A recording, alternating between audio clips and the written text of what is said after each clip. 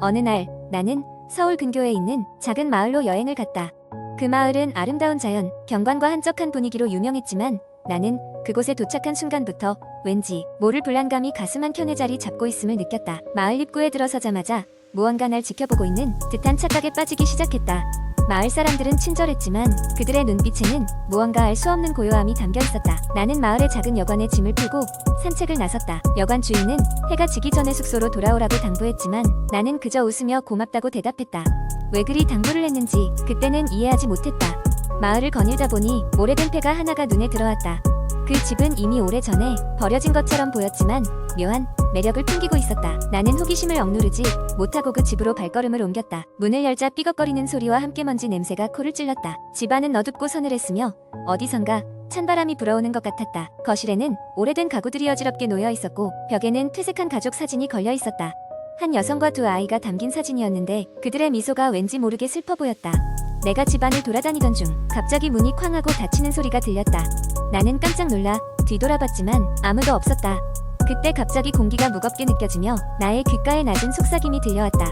여긴 들어오면 안 돼. 나는 공포에 휩싸여 그 자리를 서둘러 빠져나왔다. 여관으로 돌아와 주인에게 폐가에 대한 이야기를 물었다. 주인은 깊은 한숨을 쉬고는 그 집에 얽힌 이야기를 해주었다. 수십 년 전 그 집에 살던 한 가족은 갑작스럽게 사라졌다고 했다. 경찰이 수사했지만 아무런 단서도 발견하지 못했고 마을 사람들은 그 일이 초자연적인 현상과 관련이 있다고 믿었다. 이 사건 이후로 그 집은 버려졌고 아무도 그 근처에 가지 않으려 한다는 것이다. 그날 밤 나는 숙소에서 불안한 마음을 감추지 못한 채 잠을 청했다. 꿈속에서 나는 다시 그 폐가에 서 있었고 이번에는 그 가족이 나를 보고 있었다. 그들의 얼굴은 더욱 선명하게 보였고 그 여성은 눈물을 흘리며 무언가를 말하려고 하고 있었다. 갑자기 아이들 중 하나가 나를 향해 손을 뻗으며 제발 도와줘요라고 외쳤다. 잠에서 깨어났을 때 나는 온몸이 식은땀으로 젖어 있었다. 그 꿈은 너무나도 생생했고 나는 아침이 되자마자 직접적으로 행동하기로 결심했다. 마을 도서관에 가서 그 가족에 대한 기록을 찾아보았다. 그 지역 신문과 기록에서 몇 가지 의외의 사실을 발견하게 되었다. 그 가족은 이사 온 지 얼마 되지 않아 그 집에서 불가해한 현상을 겪기 시작했고 마을 사람들에게 도움을 요청한 적이 있었다. 하지만 아무도 그들을 믿지 않았다고 한다. 나는 이 수수께끼를 풀 결심을 하고 마지막으로 폐가를 다시 찾아갔다. 이번에는 낮이었다.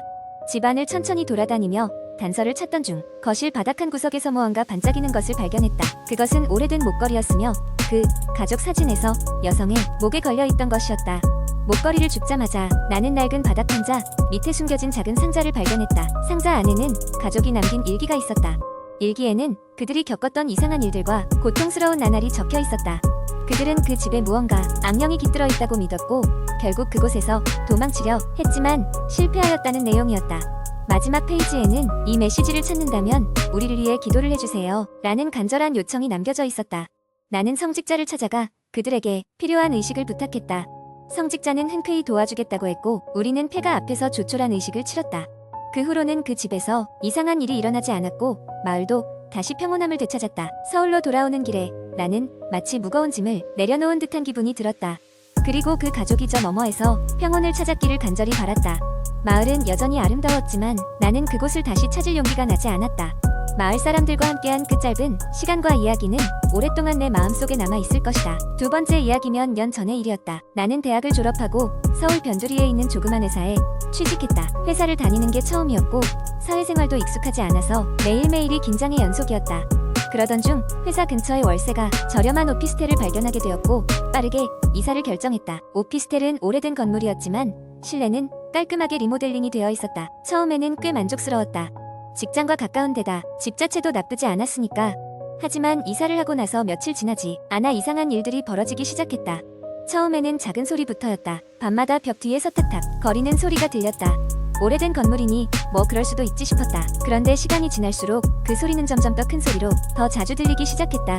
한밤중이면 어김없이 시작됐다. 그 소리를 또렷하게 인식한 날은 불면증에 시달리던 어느 밤이었다. 침대에 누워 눈을 감고 잠을 청하려고 애쓰는 중이었다. 문득 귀에 쩌렁쩌렁하게 울리는 탁탁 소리가 들리기 시작했다.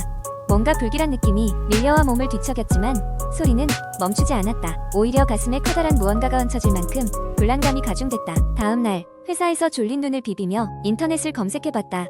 혹시 건물 누수가 원인인가 싶어 관리실에도 전화를 해봤지만 별다른 문제는 없다고 했다. 가장 이상했던 건 바로 그 밤이었다. 여느 때처럼 탁탁 소리와 함께 깨어난 나는 휴대폰 시계를 확인했다. 새벽 2시 30분. 평소라면 다시 잠이 드는 게 맞지만 그날은 심장이 뛸 정도로 이상한 느낌이 틀렸다. 무언가 잘못된 것 같았다. 소리가 나는 벽을 바라보다가 나는 문득 불현듯 등골이 서늘해졌다. 벽 쪽에 이상한 그림자가 보였다. 사람 손처럼 보이는 검은 형체가 벽을 타고 오르는 듯한 모습이었다. 순간 공포가 전신을 휘감고 나는 숨이 막히기 시작했다. 심장이 미친 듯이 뛰기만 했고 목소리는 나오지 않았다. 프리징 상태에서 간신히 몸을 옆으로 굴리며 침대를 빠져나왔다. 그 상태로 나는 불을 켜고 벽을 확인했지만 물론 아무것도 없었다.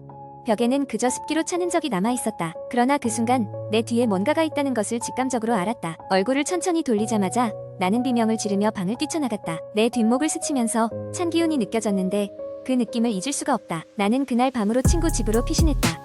그 후 나는 가까운 친구에게 내가 겪었던 이야기를 털어놓았다. 친구는 상당히 놀라워하며 신축 오피스텔에는 가끔 이상한 일이 많아 라며 이해할 수 없는 이야기를 했다.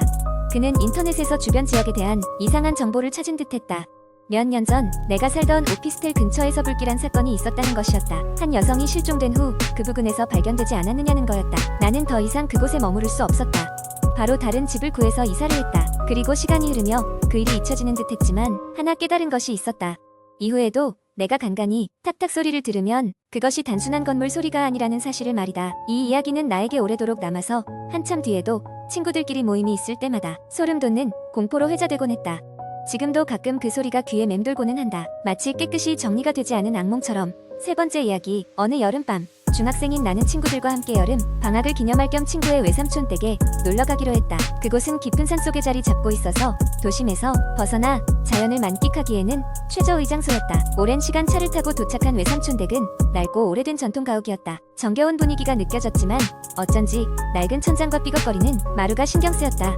외삼촌은 우리가 도착하자 반갑게 맞아주셨고 저녁에는 맛있는 삼계탕을 대접해주셨다. 식사를 마친 후 우리는 다 함께 거실에 모여 앉아 이야기를 나누었다.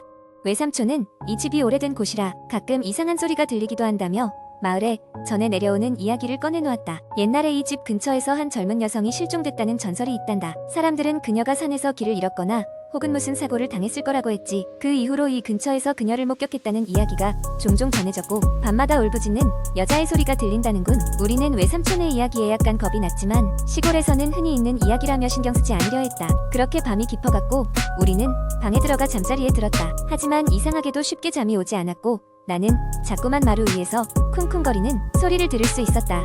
바람 소리가 창을 흔들어대고 나뭇가지가 기와장을 쓸어내리는 소리였다. 하지만 그때 느낀 기묘한 기운은 날 계속해서 불편하게 했다.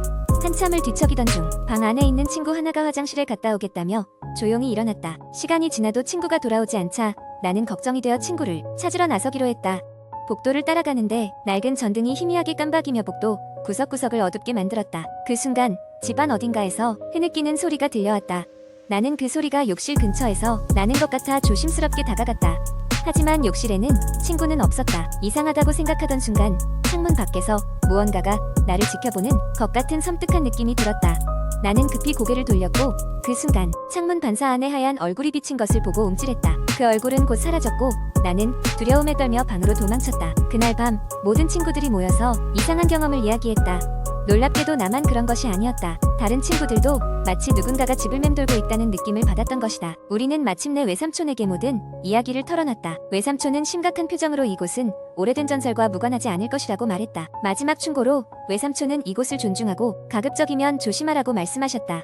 결국 우리는 긴장감을 안고 그곳을 떠났다.